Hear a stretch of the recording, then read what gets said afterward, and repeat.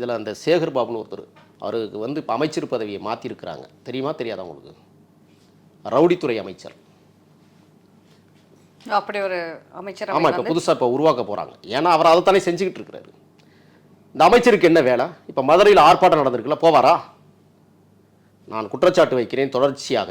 இங்கே ஆதிக்குடிகளாக இருக்கிற தலைவர் பெருமக்களை அவமதிக்கிற வேலையை தொடர்ந்து திராவிட முன்னேற்ற கழகம் செய்து கொண்டிருக்கிறது. கேட்டால் சமூக நீதிமா. மரியாதைக்குரிய தங்கை மேயர் பிரியாவை முற்றிலுமாக செயலிழக்க வைத்தது சேகர் பாபு தான்.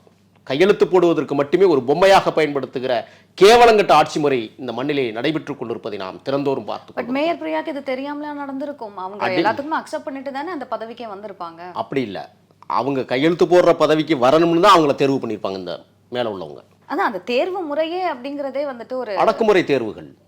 நான் சொல்ற இடத்துல நீ கையெழுத்து போடு, அதுதான் அவங்களுடைய வேலையை.